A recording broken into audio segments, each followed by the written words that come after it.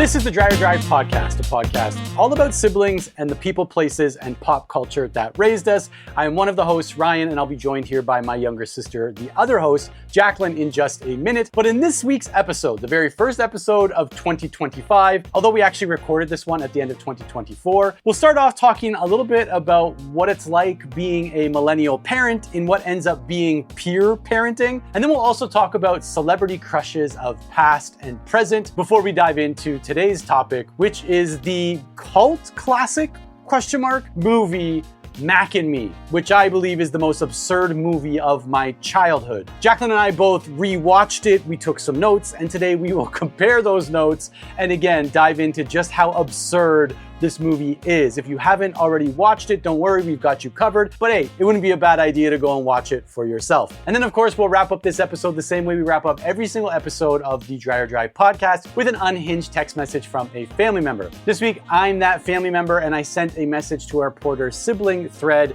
about a dead animal at my parents' house. And weirdly enough, it's not the first time that a text about a dead animal has been covered by unhinged text messages from a family member on the podcast. But hey, let's kick 2025 off the right way with an episode all about Mac and Me. Let's do this.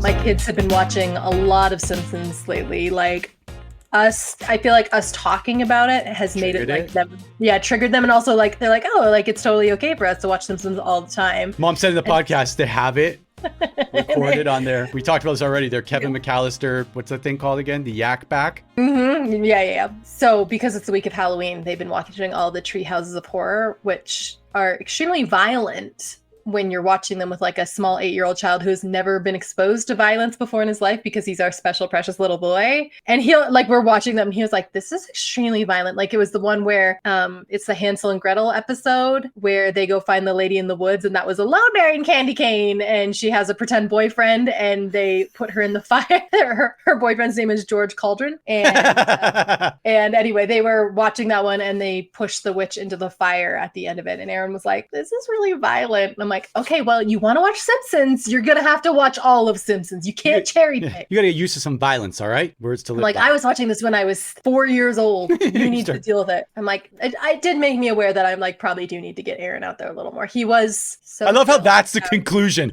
You're like, this sweet, gentle boy was like, I don't think they should be killing people on TV. And you're like, you need to get out more. Toughen up, bud. This is the world we live in. Get used to it. He was so thrilled about his inclusion in the podcast last week. I picked him up from school and I had it like all queued up because he's been asking me for weeks since we recorded it, and we record these like 4 or 5 weeks in advance. So he's been asking me since then, like, is it time? Is it my episode yet? Are we live? No. Are we live? And so I waited till I was picking up from school and I queued up the episode to where he talked. And I was like, Aaron, I've got a big surprise for you. He's like, okay, did you buy the surprise? I'm like, no. He's like, are we going to the surprise? I'm like, no. Can I wear the surprise? Can I eat the surprise? It's your podcast. And he lost his mind. And he's like, I can't wait to go to school tomorrow and tell everybody I'm on a podcast. Well, I'm very glad that we did that, because now on a daily basis, Noah is asking me when she can join the podcast. And why not all of them? Yeah, and the timing just doesn't align for Noah to be on the podcast. Oh yeah, she's never there. Yeah. So I'm like, well, maybe on a weekend we can record a podcast, or like maybe you and I can just practice. And the thing about Noah is that she believes that she's got it. Like, I got it. Like she won't. I'm like, all right, let's practice. And she'll literally be like, no, Daddy, I got it. I'll do it. I'll do it by myself. Daddy, I can do it. I'm like, you've never done a podcast before. All right.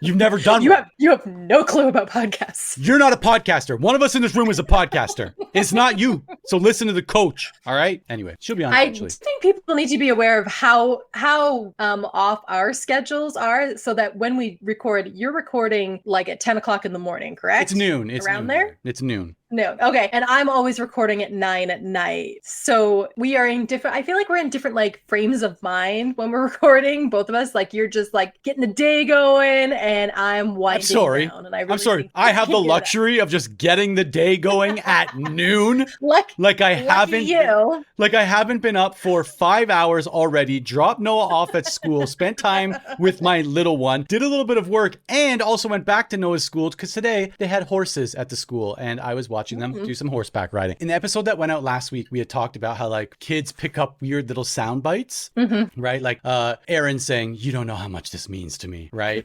Or him starting the podcast, which I loved and I had to keep, which was him going, "This is so special to me." I was like, this is so special to me. And also the way that he changed his voice when he was talking about the original Mario game, and he was like, and you just play it. And he like whispered it, and I was like, this is so good. Just so good. My favorite part was actually when you and he started laughing, and he laughed like a little bit too long because he was trying to match your level of laughter, because to him, there's a giant on-air sign above my computer, and he was like really putting it on, and that laugh like killed me. If you haven't watched the video that goes with the Super Mario Brothers episode, watch it, because you'll actually see Aaron trying to match the laugh energy. He tries to get to my level of cackle, but he doesn't realize there's 42 years of hard work and effort to get to this.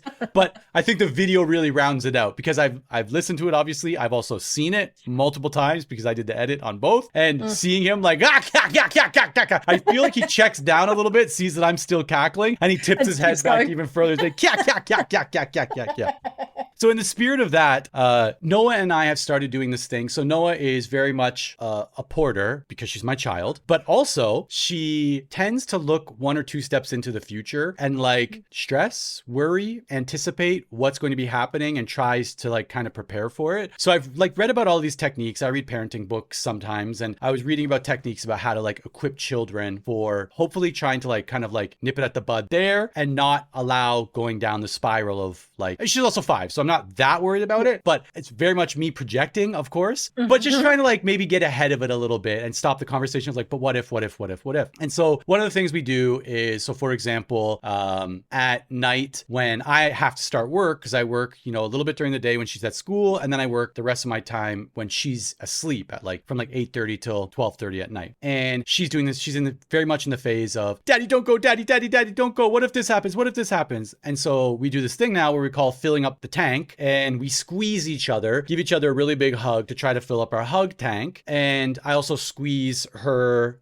teddy bear so that it's filled up. And then she knows that at night, right, if she wakes up and I'm not there, that she can squeeze the teddy bear, and she also has a tank full of daddy hugs. The other thing we do is we talk about some of the feelings that she might have when I say it's time for me to go, right? I'm like, what are some of the things you might say? And she's like, "Daddy, don't go." And I'm like, yeah, I've heard that before. And like, what else might you say? And she'll say a few other things. I'm like, "Oh, yeah, okay. Well, let's practice." I'm like, we'll just get it out of, like, I want it out of her system when I'm there, and it's way before. So yesterday she's in my office. We have you can come in my office whenever you want rule. Except if you see that I'm on a call, just stay off to the side a little bit and wait for a thumbs up from me to come this close.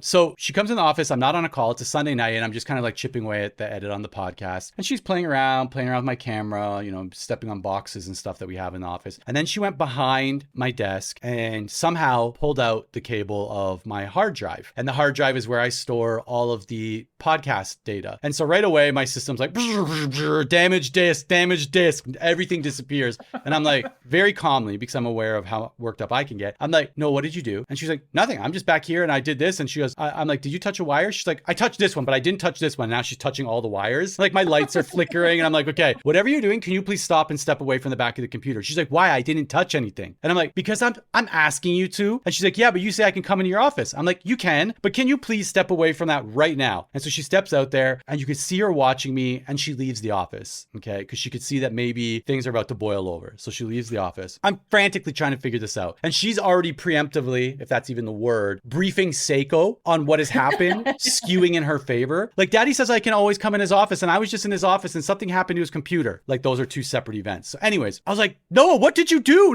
Nothing. Tell me, like, what did you do? Nothing's working. My podcast is gone. And now she's a little bit, worked up that I'm worked up. So I figure it out. I restore it. I lose about 20 minutes of work. That's not a big deal. And I call her back in here, and I'm like, okay. I'm like, "Noah, what do you think we can do next time to make sure that like something like that doesn't happen?" Thinking that I'm prepping her to be like, "Don't go behind the computer." She goes, "Oh, I've got an idea." I'm like, "All right, here." She's a smart girl. She's going to know that just don't go behind the computer. She goes, "Let's record you saying what you'll say next time more nicer." I'm like, "Excuse you?"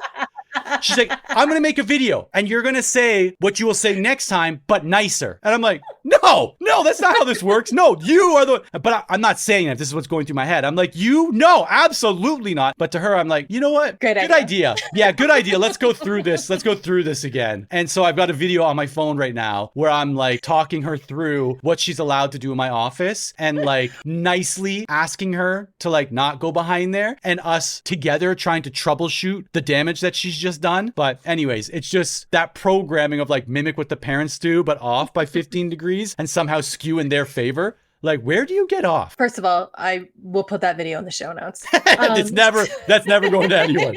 But also when I've got kids and we have a wide range of ages, got little, and I've got an adult child and one in the middle. And I was thinking about how when we were younger, like the delineation between parent and child was extremely clear. Like it was clear that their word was law and we were just the kids. And I don't know if it's specifically like millennial parents or what, but I feel like sometimes my kids do see me more as a peer. And so when you're saying that about Noah, I'm like, Noah is seeing you as a peer, and that's what you do to her, and therefore she would do it to you because you know what I mean? Like the delineation between parent and child is not the same as it was when we were kids. Oh, like even just the option to be like, hey, mom, dad, I have some notes about the way you've been acting. Like that would never happen when we were kids. We're going to role play. We're going to workshop this a little bit. All right. Let's imagine I've just ruined your computer. What are you going to say? Nicer, a little bit more nicer, a little bit. Try again. Let's run it back. You haven't quite got this. It's not even that we're peers. She is levels above me in her brain. Like she's my manager. She is your boss. She's my manager. She's like a little bit. Can we do it a little bit more oomph? Do you remember when we first got our computer when we were kids and dad learned how to defragment the computer? And he was under I don't know who taught him about defragmenting or what, but anytime the computer had anything wrong with it, dad was like, gotta defragment it. And it would take hours because we had the world's slowest computer. And so he would like tape papers over the computer while it was defragmenting. And it would be like, defragmenting, do not touch. Like, dad, I gotta get on the computer. He's like, no, it's defragmenting. I'm like, you don't even know what that does, dad.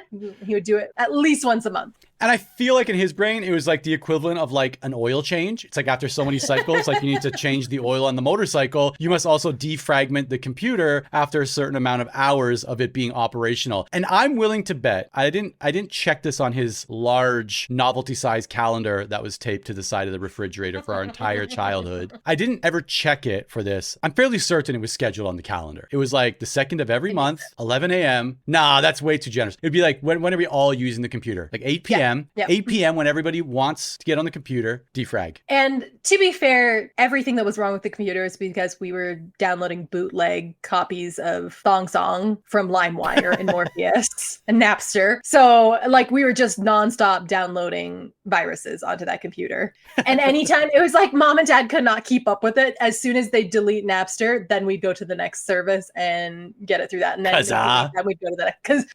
Oh my gosh. We had them all. We had them all. I was usually the one installing them because I had the most technical knowledge at age 16 and 17. I was there. How has that worked out for you now that you have to edit podcasts for your sister? I really set myself up for disaster on that one. Really created the dependency at an early age. What is going on with this Ryan, can you put Braveheart on my computer and also edit this podcast for me? You've dropped your rock. All right. Somewhat related, but not related, but also related. But have you ever heard of the book Storytelling? No. Is it nonfiction? Like it's a person talking about storytelling? Yes, it's nonfiction. So I think you and I are very different in that sense, where we both consume. You're probably like 3 or 4 or 10 to 1 in terms of the volume because you read. I wish there was an analogy for how much you read, but you read an obscenely amount of books. Grammar on that. Obviously, I'm not the one who reads. Obscenely amount of more books. But you read a lot. I read a little bit. Like I'm usually maybe a book every 2 weeks. Okay. Right. Do you like how Yeah, I guess that's fine for Let's someone go who's for my illiterate. 33 But a day. Yeah, for someone. They're all picture books. I must. It's literally just the Hungry Caterpillar. I read that once every 2 weeks. I make it my way through, and I reset. and you're like, I'm good. I'm reading this book right now called Storyworthy. Sorry, not storytelling. So obviously, I'm really paying attention. I also maintain I also retain a lot of the information from books that I read. So it's called Storyworthy, and it's about this guy who set out to like become a better storyteller and to determine or try to figure out what makes up good stories. And he ends up joining like this like story slam thing, and then ends up becoming like a champion storyteller, which is a thing. He enters these contests. He now has his own organization for storytelling. He won like 48 out of the 56 times that he's entered the storytelling contest. Like he's won. And he talks about what makes a really good story. And he talks about like the way you tell the story obviously really, really matters. And the things you talk about really matters. And he talks about how one of the core things you should do with storytelling is you should always tell a story that other people can relate to. If you start like, when I was clinging for life underwater as my car sunk after being run off the road by a biker gang, he's like, not a good story, because no one has experienced that. And the response will likely be like, wow, that's crazy. And there's no, like, it just kind of ends there, right? Because you've just kind of trumped everybody, or you've put yourself somewhere in a different level, on a different level than the rest of the audience. And so he talks about how like you should tell stories that people go, oh, like, yeah, the same thing happened to me, or like, totally, I totally know what you're talking about. And then it kind of snowballs into this conversation. And he talks about telling stories the way that you would at dinner table and stuff like that. So I was listening to stories that we tell about digging Crispies out of the bottom of a deep fryer basket, wondering if these are the types of stories that other people are hearing and going, yeah, me too. Or people get to the end and they're like, oh. About that specific story, I did get a message from one of my friends, and the message only said, the lady with the warts on her elbows at the chippy, oh, take me back. So I was curious, just like, are these the ones that people are, or are people like, we cannot relate, but not because this is such a grandiose story, but because we were not eating oil soaked, deep fried Crispies of batter out of the bottom of a deep fryer basket. The problem with our family specifically, I think, is like, we think every story is story worthy. Like there's nothing that there's nothing that I won't call you guys up and be like, the craziest thing happened to me today. And it's like the most benign, normal thing that everybody experiences. But I'm like, I think everything's worth the story. I wonder if it's because, or let me ask you the question. Do you think it's because you genuinely think that's a good story, or are you using it as a way to like bait other people to share their stories? Probably the first one, because I'm actually not that interested in other people's stories. No, my thing is like, I do think like when I'm like experiencing things day-to-day life, not that I'm always like looking for the story, but I usually find things pretty funny. And so most things that happen to me, I'm like, I can make a story out of this because I'll probably find a way to make this funny. And so I think that's what I'm doing, is no matter what it is, I'm like, I can make this into like a little entertaining tale. A little bit? Yeah, I can turn anything into a bit. So it's funny that you should mention that, because in the book Storyworthy that I'm reading right now, he talks about creating like a spreadsheet of daily stories. And so he talks about why it's important to use a spreadsheet. Most people would approach it as like a journal, right? Like writing out the whole thing that then takes like 10 minutes to read back. But being limited to a cell of like a 1 or 2 sentence thing about the story allows you, one, to have a little bit more like time and not have to worry like, oh, I got to do a journal entry, but literally just like write in one line about what happened and maybe like an emotion or a takeaway. And I think it's something that we're kind of doing with the podcast, which is actually weird. I was talking to Seiko about this morning. I'm like, reading this book, these are some of the things I'm learning. This is what I found interesting. And I'm like, I wonder if we're kind of doing that with the podcast, because we start off and we start talking about our week and we have like the craziest thing happen. I went to a car wash. Like that's actually a story, I think, in the episode that's coming out tomorrow. The Salem Witch episode. So I feel like we're kind of doing that, but I started it in my Notion, my personal Notion document. I added a spreadsheet where I am adding some like one-liners about some potential stories. One day I'd like you to just read through only only without any context whatsoever, just the words that you've put in the spreadsheet. I'm happy I didn't tell this so I could share them, but I'm happy to share. I'm happy to share a few if you'd like to. All right, hit me with a couple. Maybe 2, possibly 3. So Noah fell down while we were doing jump rope in front of Parlor Oki. It's this little like roadside restaurant that we go to. We got in the car and she said, I fell because of the grandma holding the jump rope. The grandma was a man and my age.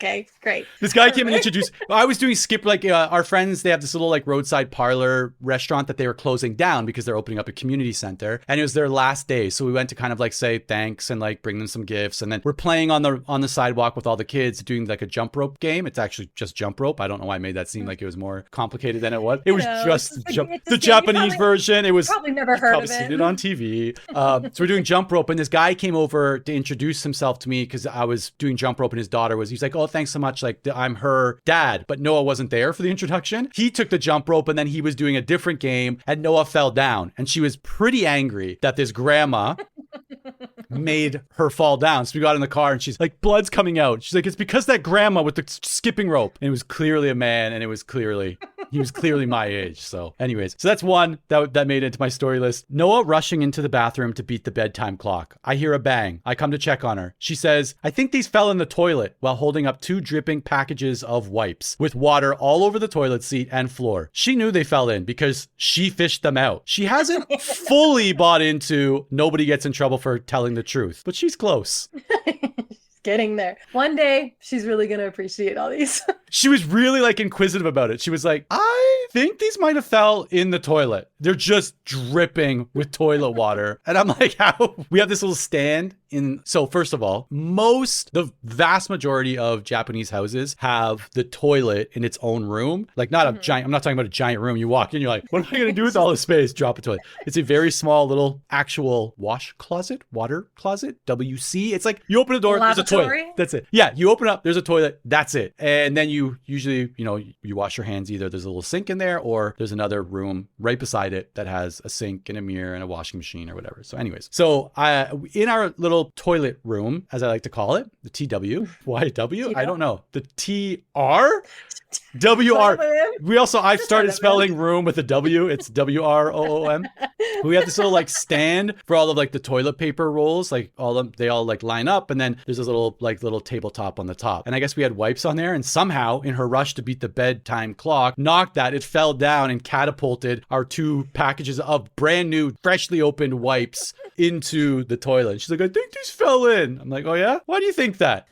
Anyway. One time we'd gone on vacation, and usually before vacation, I clean the house. The house is always clean, and I turn off everything. Like I turn off the air conditioning, turn off whatever is on. And we'd gone away for a week. We were at Disneyland and we came home, walked through the door, and the house smells so bad. Like I can't even explain how bad it smelled. It smelled like what smell? Like, you know when a mouse dies in your walls? Have you ever had that smell? Like very specifically, like there's something dead in my walls. That's what the house smells like. So we go in there and I'm like, what the heck? It smells so bad. Also, the air conditioning's been off for a week. So it's also like hot in the house. Just muggy and dead mousy. And so, yeah. And I immediately go into just like, I've got to find the source of the smell. I'm really sensitive to smells. It's like, I always say that it's the world's worst superpower is me being sensitive to smells. It's like, because there's no purpose except that it annoys me. Like if I smell something, I'm like, I'm super annoyed now. So I start just looking everywhere. I'm looking in every closet. I'm looking underneath like the washer dryer. Like where could a mouse have died in this house? And I'm going crazy. Can't get rid of it. Spray everything down with like Febreze and I figured like after I'd done that, like it should clear out. Like we open all the windows. Sure. You got it somewhere. Going. Yeah. And so we went to bed, wake up in the morning. It's worse. And I'm like, this is like, I can't live like this. So I start taking out everything that's in a cupboard, everything that's in a drawer, one by one, like just tearing my house apart. And I start actually, this is the room, my laundry room, my studio. Start in this room and start working my way out and going one by one. And I start bleaching everything too. So I'm pulling everything out of cupboards, everything out of drawers, and bleaching the entire surface of everything. Cause I'm like, maybe just something died and I don't know where it is. And if I just bleach everything, I'll be fine. Do the entire house. And I mean, entire house. The last drawer that I do is the drawer where we keep like Ziploc bags. So it's just a small drawer in our kitchen. And I'm pulling all of them, like off the rails so that I can put them down on the kitchen floor and like pull everything out and sanitize them. I pull it out, put it on the floor, pick up like the Ziploc bag box, and what's underneath it but a fish in a Ziploc bag. A fish. A whole trout. And I'm like, and I mean, it is like almost liquefied at this point. Like it's putrid. That's definitely where the smell's coming from. And I just start screaming like in a horror movie. Like I'm screaming. Justin's like, whoa, whoa, whoa. I'm like, there's been a dead fish in here this whole time. And I'm like, how did it get here? Whose fish is that? Andrew, my 15-year-old, walks in the room. He's like, oh, that's my fish. And like picks it up. And I'm like, what do you mean that's your fish? He was like, oh, I went fishing with my friends the day before we left. And I was like, okay, and he's like, I wanted to bring the fish home so you could cook it. And I'm like, and he's like, so I just put it in this drawer here. I'm like, like you put a dead animal in the drawer and just thought like one day in a week from now, I'd be like, you know what sounds good? This liquefied fish that's been in a hot drawer for a week without air conditioning. I was so mad. And it was so Andrew. I'm like, to first of all, not even like clock while I'm pulling the house apart like a psychopath. Yeah. They're like, oh, it might be that fish. And then as soon as I find it, he's like, hey, wait a second, that's my fish. Like, so that's, yeah, very much on brand with the nobody gets in trouble for telling the truth, but it's how and when you tell the truth that also really matters. And maybe that's the next dimension of that rule. The next lesson we teach to our peer children. Yeah, our peer children. And see if they accept it, because there's a chance that Noah might just go, I'm like, you know, you're right. I'll work on that a little bit more and I'll present you a better plan in the future. Did you have anything interesting happen this last week? I just shared those things with you. Other than that was actually, I topped out. I shared my story spreadsheet. We dropped some wipes in the toilet. We practiced saying things nicely. Just because I did actually do something interesting. This is another one of those leading questions where one of us is like, who's the handsomest? Did you happen to find any dead fish in your drawers this week?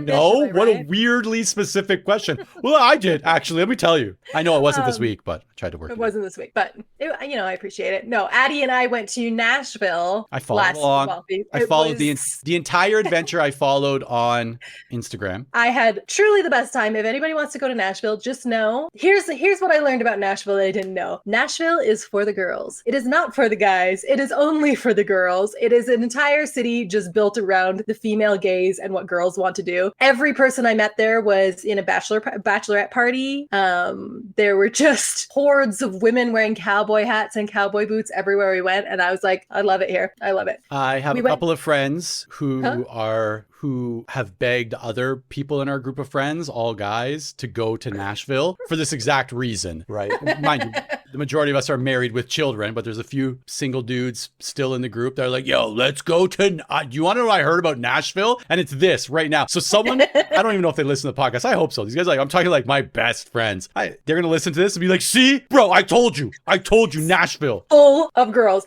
and like 3 very nice Southern gentlemen that I met who I honestly don't think I opened a single door for myself while I was there. There was always, no matter where I went, there was just like a very nice Southern gentleman there to be like, oh, let me get that for you. And I was like, I love it here. I'm moving here. Forget it. Because I like how low the bar has become for you. You're like, okay, well, you know how a door. I was thinking about when we talked about me going to Vegas, and I hate going to Vegas specifically because people want to take pictures and want me to look at things. Yeah. And I was like, in Nashville, I wanted to look at stuff and I took pictures. That's how much I loved it there. This speaks very highly of Nashville. My eyes were open. Actually, we went to, there's a bunch of museums. There's the Country Music Hall of Fame, but there's also a museum of African American music specifically. And it's the coolest museum. You go in there and like you walk through it almost, it's like chronological, like where African American music would have started in the United States and how each iteration built upon the last to create like what is now like or whatever. And I was like, you would have loved it. There was this giant machine that you could go up to and choose like an artist that would create this graph to show you like who's the artist's inspirations, who's the artist's peers, and who they have inspired, and then it was like a flow chart. So then you could click on the next person in that flow chart and it would break out into all of their inspirations. It was like the coolest thing ever, actually. Yeah, it does sound really cool. It was definitely cool watching, first of all, the adventure of you and Addie, which I also thought in itself was cool because I was thinking like the thought that it triggered for me was like, I'm not going to get to do that with Noah, right? Because when she is 20, I will be 58 or something ridiculous like that. What is that? 15 years from now, I'll be 57. Oh my gosh. And me and Noah are not going to be kicking it at the Nashville Museum of African American Music. It's just, she's going to be like, Dad, you are an old man. No one wants you around. That's why I'm here, as I will take Noah. Noah will go with me. Like it's for the girls. It's not for you. I want to be there. That's the whole thing. Is I was like, oh, maybe we should have got started 20 years ago. Yeah, pros and cons for sure. Yeah, are you going to live your life before the kids or after the kids? Yeah, I guess that's true. Yeah. So basically what I'm saying is you cannot live life when you have kids. That's the moral of that story. No. If anybody takes anything from this podcast, you need to know that your life is over. When your kids from the ages of 0 to 18, they own you. Nail in that 18-year-old temporary coffin. Yeah, I probably wouldn't have said it that way, but yeah, I agree. So yeah, nothing. I didn't go to Nashville. Okay. I didn't go watch Post Malone's last show of his tour. Well, he announced new tour dates, so it was kind of a bait and switch, to be honest. Oh, all of the people who bought tickets being like, and this is the last show of the tour.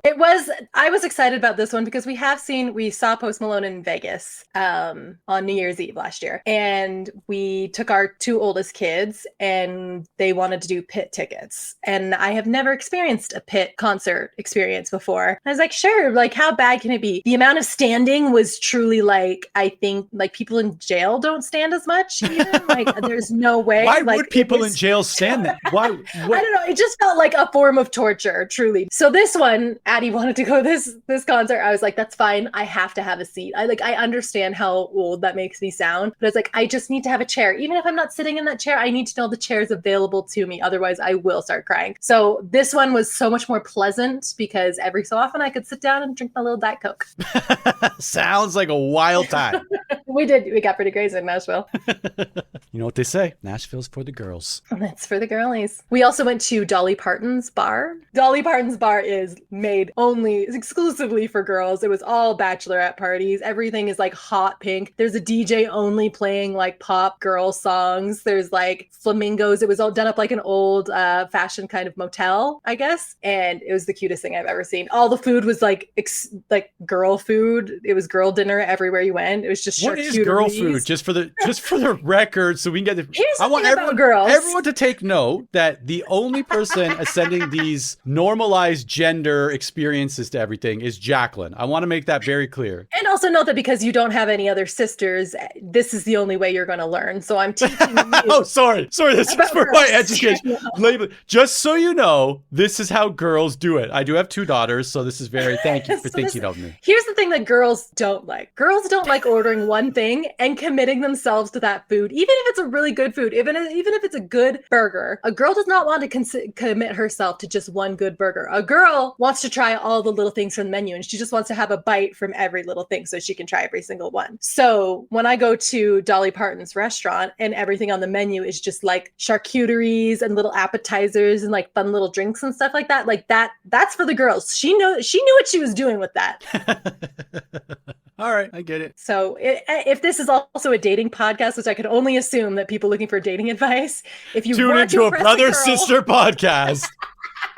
If you want to, just don't make a girl commit to a full meal. You let her pick and choose. Yeah, I would say that's some good advice. Usually that's usually when we sit down at a restaurant, meaning Seiko and myself, I will order something that I know Seiko also wants to eat, regardless of whether or not it was my first choice or not. Mm-hmm. And she always gets the first bite. That's something that I've always done since we were dating. My food arrives, I pass it to her so that she can take the first bite and then decide if it's something that she'd like to continue with and give me her scraps, or if she would like to go to her better meal. Mine's always like, I'll get this and you get this and we'll share. Like, I don't even get, Justin doesn't have a chance to even order. But there are times, don't get me wrong, like I'm not like doing this romantically with the best intentions. Like sometimes it comes and I'm like, all right, well, you need the first bite and you can't take my bite without knowing that your food is also here and ready to consume. So I will wait for you to get your food and then I will let you have the first bite. I am starving, by the way. And I don't really get the points because it's just like assumed, right? It's You're actively hurting your marriage now. Yeah, exactly. That's, I want to make sure that people get something straight, that's something that's perfectly okay when you're dating. But once you're married, it's going to be the downfall. Yeah, don't start things that you can't keep going for the long run. Like really, again, keep the expectations low. I think that's another lesson we've learned from doing this podcast is when expectations are on the floor, the only way is up. Keep them there and leave them there. Yeah, put them there, leave them there. Keep them there, leave them there. Keep them there, keep them there. Preserve them there, keep them there. Synonyms. I'm gonna also look that up. Do you have a question for this week? I've got a question that I'm just like genuinely interested in. Are you truly interested in it? Did you? I know. Genuinely? I'm trying to pull it back. So I'm trying to pull it back because I know that people are playing drinking games while they listen. No one. I didn't realize it was so bad, and then I listened to the Mario Brothers episode, and I was like, "Oh, this is egregious. I need to stop." That's also after I've edited out 900 of them. I know. I've got to stop. So my question this week is: who was your celebrity crush when you were a kid? And who's your celebrity crush now? You go first because I need to think about this because I know that there were a couple. Okay. When I was a kid, and specifically in high school, I had a picture of Harrison Ford in my locker. What? And which is really wild because he was 60 years old at the time that I was in high school. And I knew that, but I couldn't stop. As like a 14-year-old, I was obsessed with Harrison Ford to this day. I've always like a stern older man. What can I say? My husband is definitely a stern older man. So I married a stern older man, but that is very much like a type that I think I like the challenge of being like, that guy's in a bad mood, but like, I think he'll find me charming. And so like, I see it as like a test of my charm to get in there and be like, this guy's going to love me, even though he's real grouchy. So I really loved, I also really loved Jeff Goldblum in Jurassic Park too. I do remember that, which is so weird. Yeah. So you look at that as like, have you ever seen the documentary Free Solo, where that guy is like scaling the side of El Capitan? Yep. El Capitan. Without like any ropes or anything. He literally just like scales up the side of it. So you look at a stern older man with that same approach, like, I can scale this. I can make him mine. I want to climb that man. Climb that man with no ropes. With no ropes. No, it's just something about like I don't like people who are very outwardly outgoing or try hard at all, and so then I go the complete other way, like someone who doesn't try at all. Like I want people to think this man hates everyone. That's my type. Love it. But now as I've gotten older, I've definitely gotten a little softer in my old age. I still like they're still on my hall pass roster, but lately it's been very specifically the Han from Tokyo Drift, Fast and Furious Tokyo Drift. If you'll remember, he is the friend of his that's always eating something, like he's always snacking on something in the background. Google it. Where's a picture of him? I can't remember what his real name is. Look up Han and Fast and Furious. I actually would have been able to figure that out without you telling me what to Google. Thank you, Dad. It's Han. It's Fast and Furious. Dad always does that. He'll be like, just put in, and you can see him going through like trying to crack the code. And it's the most obvious thing. He's like, just put in current weather in Tokyo. I'm like, thanks, Dad. Yeah, that's how we find So Han Lu, maybe, he's a fictional character in the Fast and Furious franchise. He's portrayed by Sung Kang, who is the character. Yes. Like the character himself, Korean descent. So he's got a little bit of a longer hair brushed across his forehead. I was watching Tokyo Drift with my boys the other day. Your boys? My boys. That's something I was with my boys. You are referring to your two children. 15 and 8. Yeah, my 15 and 8-year-old children. But like, we're watching it and Han comes on the screen and I'm like, just something about that snacking I find very attractive. As someone who loves to snack themselves, I'm like, Han would take me out to a dinner and Han would let me try lots of different things. This is written in the stars. And I respect that. So those are my current.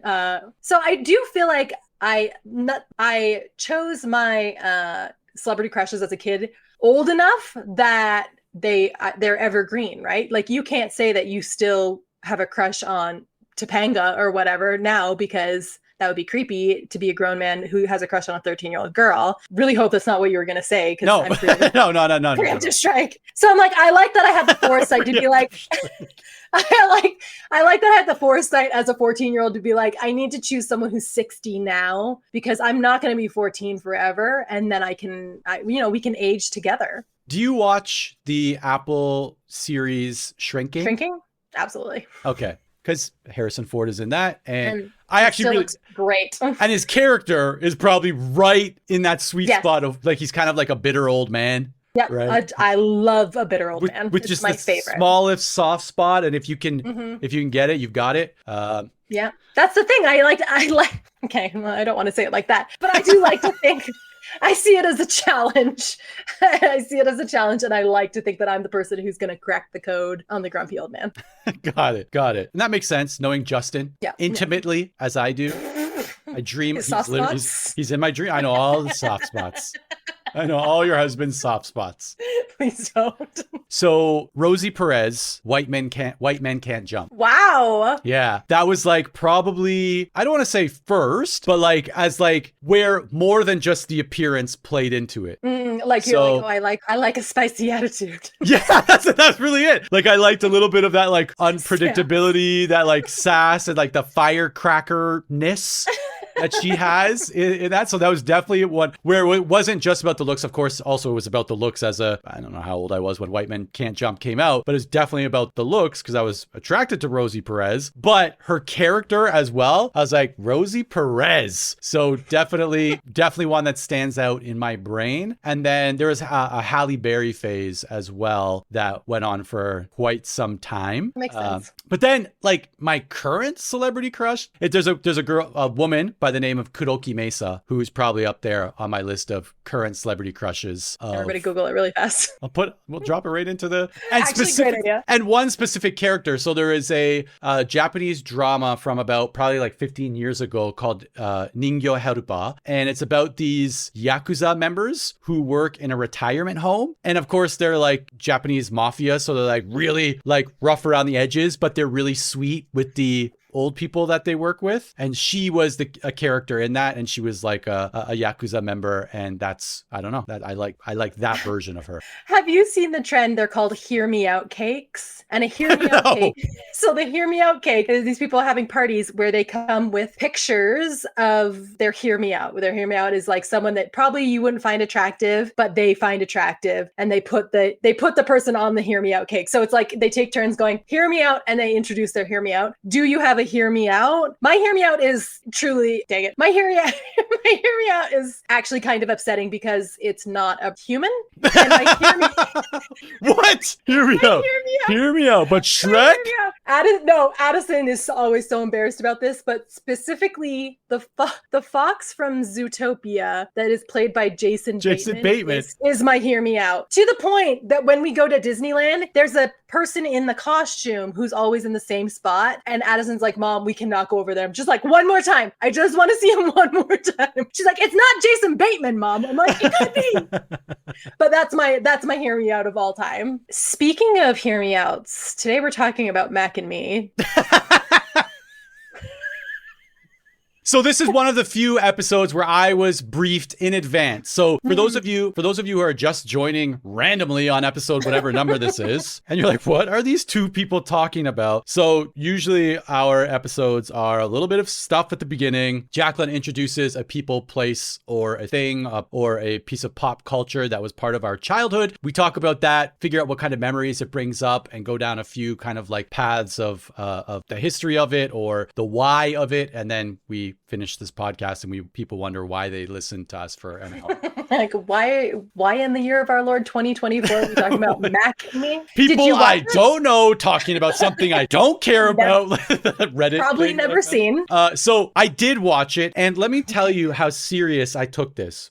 Do you have notes? I sat down and I said, look, if we're gonna do this, I'm gonna take notes while I watch this. Yes. And so I actually have it in here. I don't know if you'll be able to see it, but there is a Mac and Me. It says Mac and Me right here. So there is. And so I sat down to be very serious about this. About 11 minutes in, I realized there's no way I can be serious about this. And I sped the video up to 1.75 times speed. And I watched it by myself on Saturday night. Seiko was getting ready for some candle thing that she had the next day. And after it was all done, I'm like, I just rewatched Mac and Me. And she's like, yeah, it sounded like you were watching like a children's show because she heard it sped up to 1.75 times speed. So she's like, sounds like chipmunks. Yeah. But I did watch it. I watched it at 1.75. I'm going to say that multiple times, but I watched it at 1.75 times speed. I still understood all the dialogue. It wasn't like I was just like watching it for the visual effects. And yes, I have some notes that, look, I was laughing while I was typing the notes. Like, why am I even writing? Why am I spending? Please let nobody time find these notes.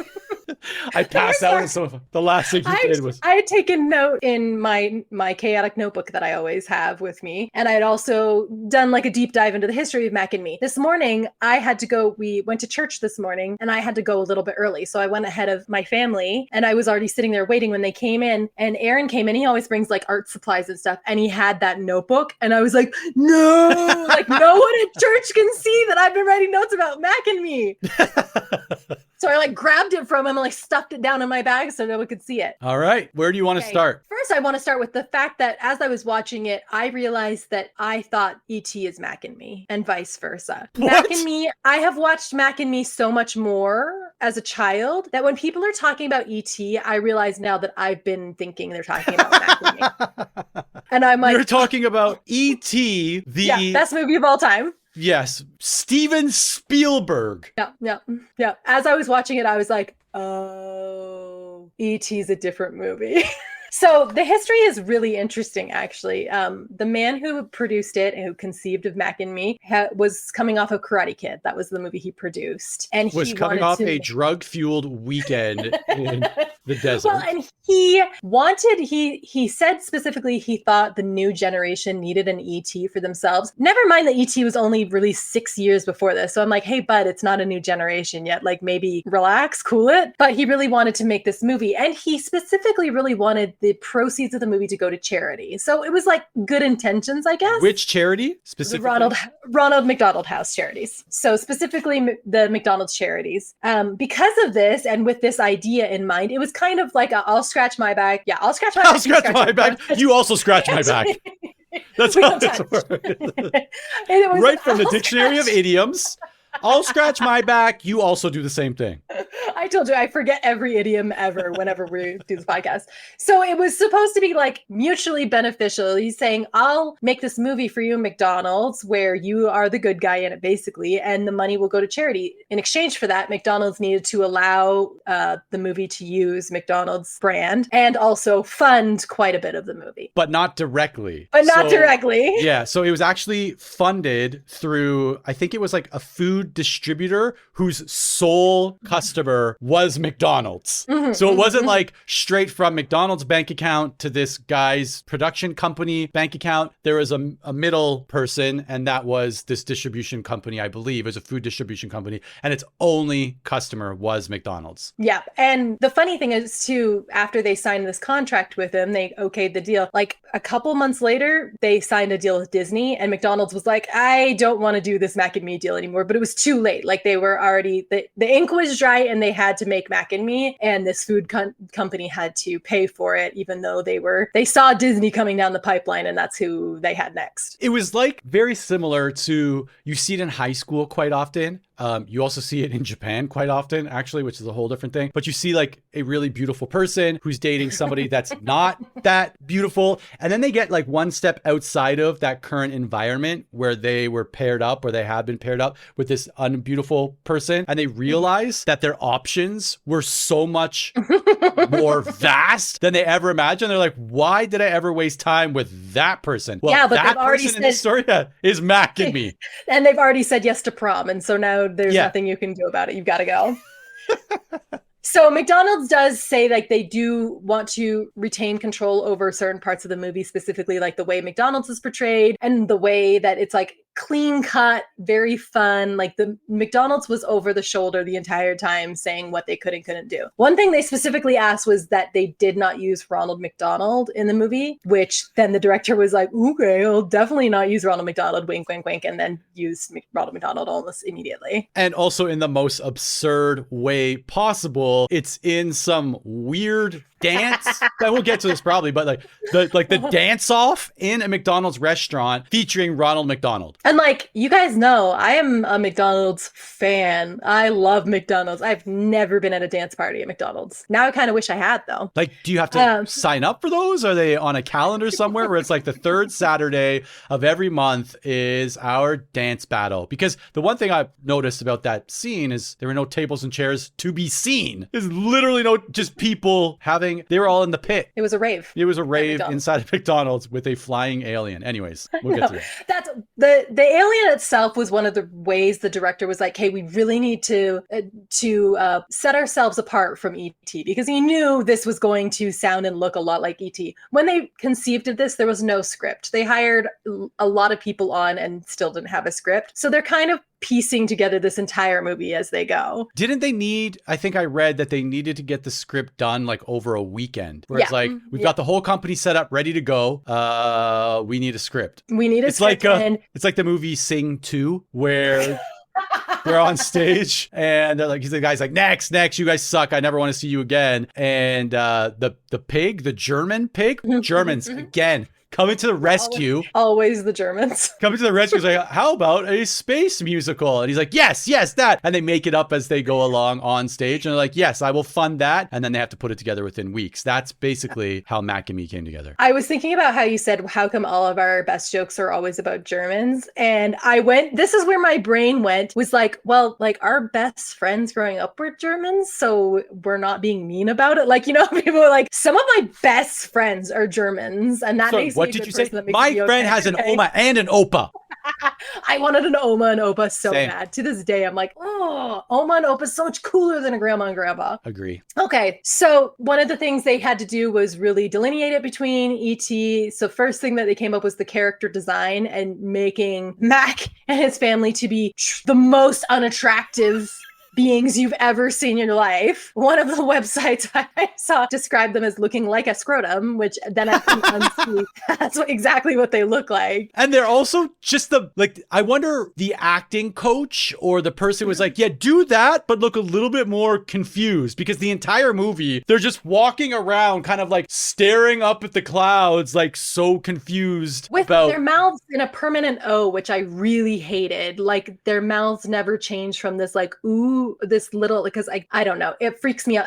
And also they're all naked except the mom wears like a covering across her chest, but the dad of Mac and Me is naked, completely naked, top to bottom. So are the kids, but only the mom has to wear like a top covering. It's like, that's where we draw the line. Commit if you're gonna do it. Commit. And they're a little weird. It's a children's movie. Yeah. The costume design terrible, is so bad. The little pot bellies. Well, and then I was looking into it because I was like, surely these can't be people inside of this. And it's not. They're puppets. Really? They're puppets. They are puppets. No. In every scene that they appear in, they're a puppet. The only thing I couldn't figure out is if the parents were also puppets, because the parents are quite a bit bigger than the kids, but Mac is a puppet. Wow. There are a few scenes in particular where I would like to know if that was true, if that was actually a puppet or not, because there's some running scenes to the point where I have my favorite scenes. I have a list, a breakdown of all my favorite scenes in my notes. And one of them is literally anytime Mac is walking or running.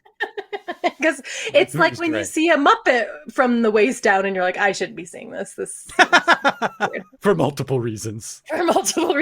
So, and then they also, the other thing that they use to try and be like, see, it's not the same as E.T. is that they give him powers. That Mac has like mystical powers that E.T. doesn't have. E.T. also had powers, didn't he? I think all I can think of with E.T. was the glowing finger. Again, E.T. and Mac and Me, it's really hard in my brain to extricate them because I'm like, was that E.T. or was that Mac and Me? But I think think Mac and Me, like being able to bring people back from the dead, which is a really wild one to have, and his ability to whistle were... I'm sorry, that's his magical ability? That is his... All right, Mac is very different from E.T. Mac can whistle. You know, as someone who actually doesn't know how to whistle, I was really impressed by that part. I was like, wow, I didn't know there was going to be whistling in this movie. So they pushed this movie out to the masses. Critics hate it, specifically because it has so much product placement. Besides McDonald's and literally be calling Mac and Me, Sure. there is product placement from Coke. There's product placement from Skittles, nonstop. And it's really in your face. It's not just like an E.T. where like he eats a Reese's Pieces and they're like, oh, he likes Reese's Pieces. In Mac and Me, they're like, they can only survive if they drink Coke because Coke is the only drink worth drinking. For those of you who have not had the absolute pleasure and delight of seeing this movie, there is an episode where the entire family is on the brink of death, staring the Grim Reaper in the eyeballs, and they are brought back to life with a couple of sips of a cold Coca-Cola classic. To the point that they say no to water. They're like, no. They're like, no, I forgot about that. Like, no water, only cola. No water. Oh, only full Coke. So obviously the critics hate this movie. Cisco gives it 1.5-star rating. They call it a 90-minute commercial. Mac and Me cost $13 million to make, and they only make back $6.5 million. So the whole, which makes me laugh because the whole idea was like, this is going to be raise money for charity. Like, no, it was not. It was actually going to lose money for charity, and that's all of their money. Much, much worse. So now that's the history, and it is on like every list of the worst movies ever made. So truly, if you get the chance to watch it, you should. And they say it's a cult classic, which I think is probably a little bit of a reach. I think what they mean is this is a movie that when people decide that they're going to have a night where them and all their friends do acid and or mushrooms, they're going to sit around and watch a movie that really messes with their brains. It's Mac and Me. That's the cult. That's the specific cult classic. It's like, let's take us like some hallucinogens and let's watch Mac and Me because it's going to mess with us. Similarly, the cult is also just like a little horde of children in a basement, and their mom has given them money for a movie to rent, but like not one of the new releases, like a 99-cent movie. And like, I guess we'll get Mac and Me again. That's why I think I'm so familiar with this movie, because I remember watching it a lot as a kid. Yeah, definitely more than E.T. Okay, one more cult. Okay, so the cult they're talking about is really the cult of people on a campground, and there's that little like canteen, and you're allowed to rent one movie. They only have one movie. It's Mac and Me. That's the cult that this is for. Yeah. So, because that's why I was trying to figure out why. That's really specific. It's the cult specifically, like when we would go on camping trips with the van that was a camper and have VCR in it, and some of us would refuse to sleep in the tent, and we would all pile into the van and watch Mac and Me while mom and dad were upset because we weren't enjoying camping. That cult. Specifically. So it came out in 1988, which means that, again, prime time for our family. I would have been 4, you would have been 6 when this came out. And I tried to get my kids to watch it with me because I'm like, I watched this all the time as a kid. And they came in and they were like, what? No, mom, no. There's a few scenes in the movie where I remember as a kid having like a weird visceral reaction to, and watching it as an adult, I still had the same reaction. Like why are they so naked? Yes, that. And when there's like stumbling through the desert, like, and it's not like, I feel like the producers or the editors or a combination of both of them, they just let it stay for too long. Like I felt like I was getting a sunburn when I'm watching these. It does move pretty slowly as far as movies of that time go. I think we spend a lot of time like in NASA, and I'm like, okay, why have we been in NASA for like 2 hours? So the movie starts where they're on a different planet. We open on this family of aliens. There's 4 of them, a mom, a dad, a girl, and a boy. And they have straws, which weird that alien species are just like using straws like the rest of us. And they're drinking up water from like puddles all over. And it's clear that like the planet has been like ravaged and there's not any water left on it. And while they're doing what we assume is water, it might have actually been a planet of cola. Oh, that's true. That would have been great. More great product placement.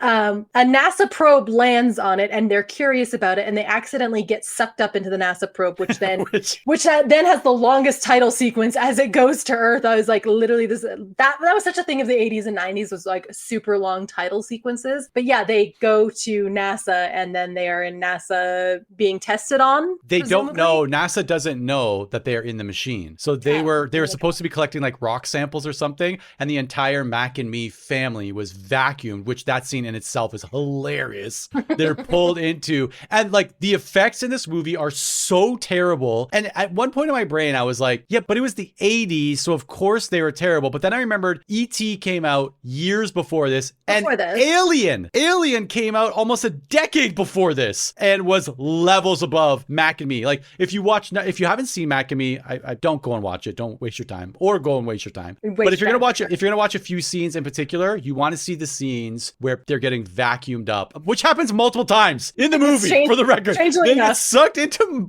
vacuum cleaners more than once. Okay, so the aliens get out of the probe and they escape into the desert, and this family of aliens is running through the desert. They don't know where they are, and Mac, the youngest of the aliens, sneaks into a car with a family, but not a family that's not before he's hit by another vehicle and he is pancaked. There's a scene where he is pancaked on the windshield, and it's just two giant googly eyes with like plasticine or Play-Doh stretched out on the windshield. They specifically, don't they say like an omelet with eyes? Yeah. That's what we're looking for, an omelet with eyes. I'm like, oh, okay. This is really so bad. It is so bad. That's the scene where I sped it up. As soon as I saw that, I'm like, I forgot how terrible this is. 1.75 times speed. So the family that he ends up with is a mom and an older son and a younger son. They're named Michael and Eric. It's clear that their father has passed away recently, and they're driving across the desert to move to a new home in California. I almost said E.T. Mac sneaks onto the car with them and is then taken to their new house. He's like wreaking havoc. He's drinking Coke and burping, and the boys are blaming it on each other. And the mom's like, stop being disgusting, you two. When we get to the house, we find out that the younger brother is in a wheelchair. And I'm not saying this just because I'm like, you need to know he was in a wheelchair. It's that the wheelchair does play prominently throughout the movie, the fact that he's in a wheelchair. The actual actor was in a wheelchair. Yes, that's what I was going to say. So that was one of the kind of goals for the movie, was that they were going to have an actor who was in a wheelchair play that role. And that kid, that was the very first, it wasn't an actor. Like, it was like, all right, we need an actor in a wheelchair. Okay, none of those. Okay, we need a kid in a wheelchair, and we're going to make him into an actor over the course of a weekend. And that's basically, yeah. And he actually, he actually did a pretty decent job. Like, you know what I mean? Like, if we're going to take away one highlight from this movie, it was that kid nailed it for having never acted in his life before. Steps up to the plate and cranks a foul ball. But there are two scenes specifically where the wheelchair really plays prominently into it. The first one is when they get home, the boys are kind of seeing like Mac out of the corner of their eye. The older brother like thinks it's his sunglasses, and he keeps taking his sunglasses on and off, and Mac is kind of like poking his head out and poking his head back in. And then one night they come out and the whole house has been covered in like things from outside, like a stuffed deer, like grass, trees, plants. And the craziest thing to me about that whole scene is they come out and the mom's like, oh my gosh, who did this? They're like, Eric, was it you? The child in the wheelchair. I'm like, yeah, Eric went out and redid your entire living room in the night with only things from outside. He brought in picnic tables. He is in a wheelchair, mother. Why would you assume that Eric did this? And she's like, I can't even speak to you right now, Eric. Like, she was so upset that her son, who does not have the use of his legs, has redesigned her entire living room. And the way that that scene ends is she goes, I'm going back to bed. And she leaves. I made the note. I wrote that down. I'm like, that was her response. It's like, I can't believe you guys did this. She didn't believe them that they had not, like, literally it looked like a home center, like the Home Depot garden center is now in their living room. And she's like, I'm going back to bed. And she just leaves the scene and goes back to bed. To be fair, I have had points like that as a mother where I'm like, I'm not doing this today, guys. I'm going back to bed. So Eric is trying to convince everybody about that Mac is real, because he's getting blamed for all the things that Mac is doing. He goes outside and their backyard is on a very steep hill. Again, someone who had a child in a wheelchair, I probably wouldn't get a house that was on a very steep hill. And in their backyard is not only a hill, but a sheer cliff drop off. We're talking Grand Canyon levels. Yeah. Yes. And Eric goes out there and he loses control of his wheelchair. He's trying to catch Mac and he loses control of his wheelchair. And my second favorite scene from this about the wheelchair is he plunges off the side of the cliff and just face down. It's not funny that he's in a wheelchair, but again, special effects in this movie being what they are, he plunges down into the water. Have you seen when Paul Rudd uses this on the Conan show? Yes, I would watch it every time live, knowing that Paul Rudd would go on Conan.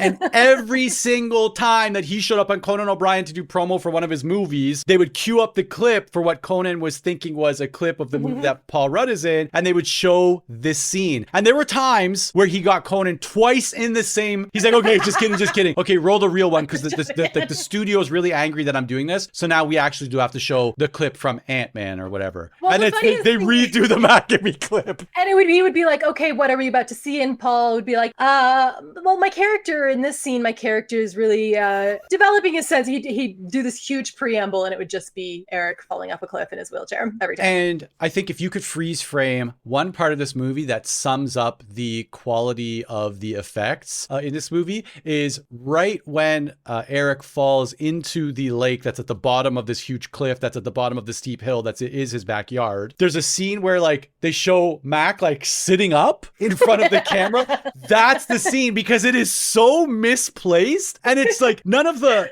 like the depth of field isn't correct. It's literally it's like they like we need something to fill in the space here quick and they like just grabbed the camera and sat Mac in front of a wall and they kept it. Like it's just so like, bad. Perfect. I also love that as this boy is drowning in a wheelchair in a river, everyone's just like, oh no, what are we gonna do? Eric, are you okay, Eric? And I'm like, can someone do anything to help this poor boy? The mom's like, get some help. Like, no, you're the help.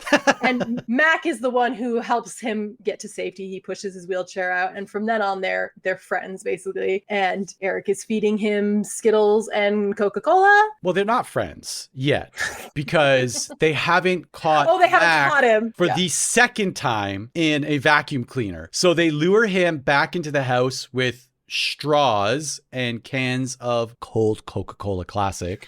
And then they capture him by sucking him into this like backpack vacuum. And my favorite part, I think this is the sequence, so I might be getting it wrong. Every part is my favorite part. They suck him up. That scene is hilarious. Then they have to spit him out. And I think the older brother comes in at that part to help him get spit out of the vacuum cleaner. I can't remember that detail. But he comes out and Mac is looking sick. And I don't know if it happens right there, but Eric says, and I quote, he looks depressed or something. I thought that part, that little soundbite, like he looks depressed or something. I'm like, no, that's just actually how he looks all the time. That's the level. I want to find out that was unscripted. That Eric was like, like, when I heard that part, I was like, what a progressive movie in the 80s to know what depression was. I was like, was it because he was just sucked up in a vacuum? Because he's an alien away from his home? Because he's an orphaned child away from his family? And the whole time and through the movie, it's clear that he's like trying to get a message across them, but he can only speak in whistles because his mouth is permanently in an O, which is really upsetting. So he's constantly just like whistling at them. He can nod and like shake his head, and he's like cutting out newspaper clippings and trying to like give them clues about where he wants to go, and they're trying to figure it out. But in the meantime, while they're trying to figure it out, obviously someone has to have a birthday at McDonald's. So we have to stop the entire movie, all of the pacing, all the progress into then, so that we can go have a McDonald's dance party where someone has had a birthday at McDonald's. I, for one, loved McDonald's birthday parties. I can't remember if we talked about this in our McDonald's episode, but I specifically remember going to birthday parties of people I didn't like because they were at McDonald's. And Absolutely. That was really exciting. So they reroute the entire plot through a parking lot of McDonald's. Remember, there's a whole dance scene in the parking lot first. Yeah, break dancing. And then they route it into McDonald's, and they've brought Mac to McDonald's, but to disguise him, they have put him inside of a teddy bear costume. Yep, like enormous teddy bear. Yeah, and again, if you're gonna watch only a few scenes, go watch this dance scene because him dancing. I will put them in the show notes so DryerDrive.com. Go there for that. The counter dancing scene where he like levitates to the counter, and now he's dancing on the counter, leading the entire group, and like the investigation unit of NASA or whatever comes in there and like, it's him, follow him, and then he just levitates out. Like the whole thing is so absurd. And the fact that Ronald McDonald is there for the dance party. Yeah. And not only that, they've explained that he's not just a teddy bear, but he's like kind of like a Teddy Ruxpin. Remember Teddy Ruxpin that could talk and move? They've been like, oh, he's one of those new animatronic ones. And like the parents are like, wow, this is amazing. He can levitate. That's shocking. Flip fly, because you remember he like kind of like tumbles, like a tumbleweed levitating to the front of the restaurant and then jumps on the counter. It's just so absurd. And then the last act of the movie is they realize that he has a family. He has 3 members of the family and he wants to get back to them. So they go to try and find his family. They find his family in the desert, offer them cold Coca-Cola. To bring it back to life. Family beverage where they're like, no water, only Coke. And put them in the car with them and as they're driving, they need more Coke because they've drank all the Coke. And so they stop to get more at a grocery store. And while they're in the grocery store, the aliens, Mac and his family, just wander into the grocery store. And obviously, again, that's one of the ones you don't realize their nakedness in the desert because they're not around other things. Like there's no context for their nakedness. When they're in a grocery store around like normal clothed people, I'm like, oh, they're really naked. And at one point in time, the mom is holding Mac, the alien mom's holding Mac, and a mom with a human baby walks by. First of all, the human baby's only in a diaper in a grocery store. The baby is not wearing clothes. And Mac and the baby That's them trying to normalize the nakedness. They're like, maybe this wasn't a good choice. Everybody's naked. It's fine. And everybody freaks out. They call in security. And when they call in security, Mac's dad gets a hold of a gun that he's just curious about. And it's classic 80s. Like, he doesn't want to hurt anybody. Please, if we only get to know He doesn't them. understand. And for the record, that scene takes place in front of a display of Coca-Cola Classic. Coca-Cola, of course. Like they knock it over and it all falls down. Like Coke is right there. And they're like, we'll pay for the damage. I'm like, damage? It was 10 cans of Coca-Cola. You'll buy 2 cases of cola that you knocked over? That's going to be $4.99. So they like engage in like the police take them outside and they're walking out there and they get into a shootout. And during the shootout, Eric gets shot, which was really upsetting for me as a child. So, fun little fact, I'm sure you read this while you're doing your research. They actually cut out the scene where he gets lit up with bullets in the wheelchair, and that's not shown. It's implied. He kind of dies off screen. In the Japan release of Mac and Me, they kept that scene in the movie, and you see him get shot.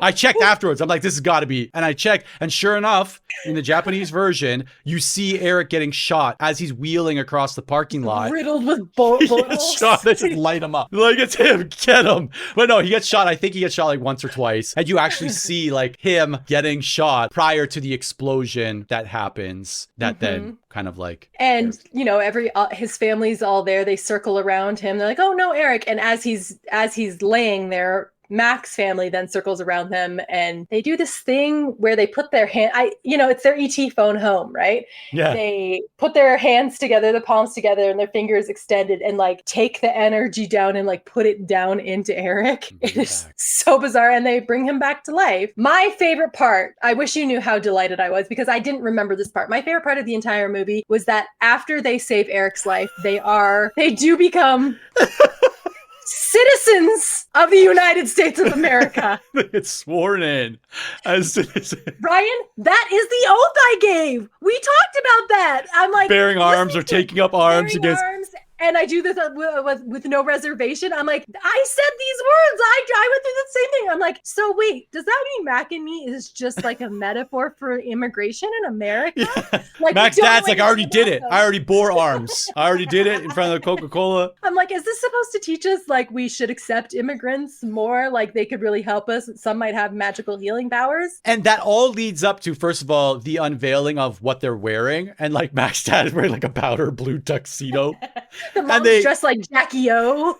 And then they get into a pink Cadillac and drive home. It's the 80s. And then they drive off in a 50s pink Cadillac. Yeah. And that whole scene starts with an absolute zoom, like an up close shot of the Cadillac logo with just a little bit of pink paint. And then they zoom out. And then it actually ends like every 80s sitcom starts with like a family relaxing in a convertible driving across a bridge, wind in their hair, music playing. playing in the background. Like that's literally how every 80s family sitcom started, and they're ending the movie like that. It is, I totally forgot about that as well. Like we got to this, I got there. I kid you not, this is where I stopped playing it at 1.75. I'm like, I need to make sure I'm seeing what, like, is this because there's something's happening into the file? It's been corrupted now. I've just been watching it for too fast for too long. So I stopped. I watched it at regular speed just for that scene. And I'm like, they're all closed now. Great fashion choices. Pink Cadillac.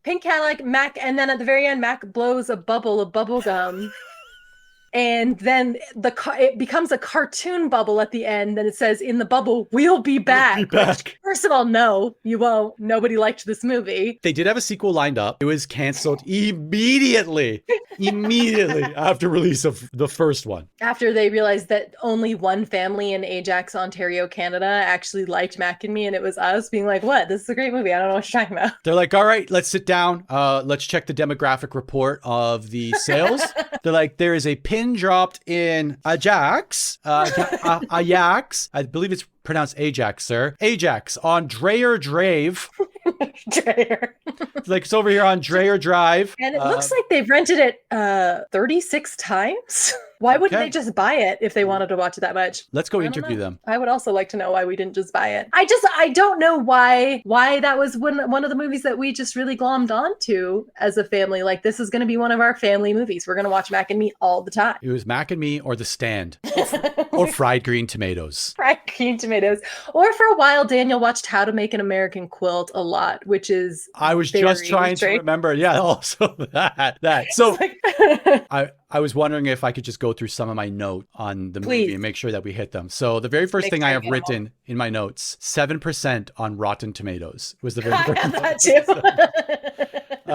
Alternate Japanese ending showing Eric getting shot. So we talked about that. I also had this. I want to drop this for future episodes because I'm very curious. This one, I'm very curious to hear from some of the people that I know listen to this podcast around other terrible movies from that time period. Like I have Saturday the 14th, Critters, the Ben Savage Monsters movie. Little Monsters. I remember that movie because Little Monsters, he pees outside. And I remember being like, I can't believe I'm watching someone pee outside. I've got Masters of the Universe, the He-Man movie, the Ernest franchise, Ernest Goes to Camp, Ernest Goes to Jail, and the Garbage Pail Kids. So I want to figure out where that fits in the future. But I have favorite. Yeah, and I would like to do more of these movie ones because I feel like I would like to revisit these movies. I would not like that at all because I feel like I wasted 45 minutes. So I have my favorite scenes. I already talked about a few. So the mom going, I'm going back to bed. Any scene where the aliens are walking, running, or diving into the water, because Mac diving into the water is hilarious. I talked about the vacuum, but there's a scene in there where Mac steals like big wheels, like a battery powered big wheels. And he's drifting through the streets trying to catch Eric and his mom who are out for a neighborhood jog. And he ends up in the top of a tree because he gets flung out of this drifting. Anyways, that whole scene was hilarious. And what I also liked about that scene was the music they played as Eric and his mom are jogging. Eric obviously cannot jog. He's in a wheelchair, but his mom jogs along beside them. They're both wearing sweatbands, which I thought was funny. And then they played like a love song about like, no one's ever seen me like you've seen me. And so they're listening to this like love ballad. And then right behind them, Mac is like, on his Barbie Jeep. Being chased by a pack of dogs. Also, that's the other part, that I was being chased by a pack of dogs. And then the other thing I talked about, I talked about most of my favorite scenes, but the one thing that wasn't mentioned was the flood of nostalgia when there's the chase through a Sears department store. Oh my gosh. Because Sears is also mentioned and shown multiple times. So it's like funded by Sears, Coca-Cola, Skittles, and McDonald's, of course, the entire movie. But the flood of nostalgia, I could smell Sears when they're running through and they're like on the escalator. I'm like, I know exactly where you are. I can smell that scene. Did you clock what Mac stands for other than Big Mac, obviously? I did search for it on Saturday night. What is it? It's mysterious alien creature. And they're like alien and creature together also like well, they kept on being like, it's not for Big Mac. It is a just happenstance. And it's like, okay, so what does it stand for? Like, oh, mysterious alien creature. Like, you obviously just made that up right now. It's definitely McDonald's. Again, over the course of a weekend, this movie was strung together. So if you have, honestly, we have differing opinions because I'm like, if you haven't watched Mac and Me, you are missing out. Make sure you watch it with your family. It's perfect. It's a perfect movie. it was a lot of nostalgia. I wasn't ready for the amount of nostalgia, but it was also just such a terrible movie. Do you I find like sometimes like nostalgia almost feels like physically painful? Like you're like, I'm watching it and I'm like, huh, like it hurts in my chest when I watch this. Yes, and thinking about like how much time was wasted watching that movie. Like, I could have been doing other things. And I'm watching Mac and Me on repeat in a rented VCR at 26 Dreyer Drive. You know, we really should thank Dallin because he was the one who shorted out the VCR because he kept putting hot dogs in it when we were kids. And after that, like after a certain point in time, mom and dad were like, we're done with the VCR. No one can have it anymore because Dallin can't be handled around it. And sooner or later we did get a DVD player, but that meant all the movies that we were watching on VHS were obsolete after the VCR broke down. So I would like to say a public thank you to Dallin for doing a service to this family, because I do think our horizons really opened up when we were able to start watching DVDs. We went outside and it was like that scene from Temple of Doom where the kids who are working in the mines are like, their eyes are burning because they haven't seen sunlight, because we were just watching for so long. Mac and Me on repeat for days. We went outside, we're like, this is what it looks like out here. So anyway, I'm glad we had a chance to go through Mac and Me. If anybody else has any other ideas of movies that we should watch specifically from that time period, I'm all ears. I would like to do Mortal Kombat at some point in time. Well, we're coming to the end of this one. Do you have an unhinged text message from a family member? I do, but I am pulling from the archives from this one because I forgot about this. I screenshot a lot of our text messages just randomly, and so I have a folder on my phone of just that go years back before we even started doing a podcast. I've been screenshotting text messages that I just thought were ridiculous from our family, and I ran across this one and I laughed. So I laughed out loud at it because I was like, I forgot that this happened. It was from you. It was when you were still living in New Brunswick, and you texted this, just our sibling thread. Mom and dad live in the country. A hawk just fully smashed into their giant living room window and died on their deck. And I answered, are you sure it wasn't just mom? Daniel said, haha, that's crazy. Jonathan said, please send a photo immediately. And you said, it's already in a garbage bag. Daniel said, that's so bad. And then Dallin said, I too would like to see this dead hawk. And you said, it's gone. Plus, taking pictures of dead things isn't a good look. That's it. And then we went months without talking to each other. I love that was like something that happened. You're like, gotta tell them. Gotta tell the crew. Gotta tell the boys. All right. Well, as always, thank you to the people who've made it this far in any one of our episodes. We appreciate you. And we will talk to you next week. Oh, stay crispy. Was that a question? Stay crispy? Are we still saying really that? I need to commit to that. Is that really a thing that we're... Stay crispy. Crispy. All right. I'll talk to you next week. Okay. Bye.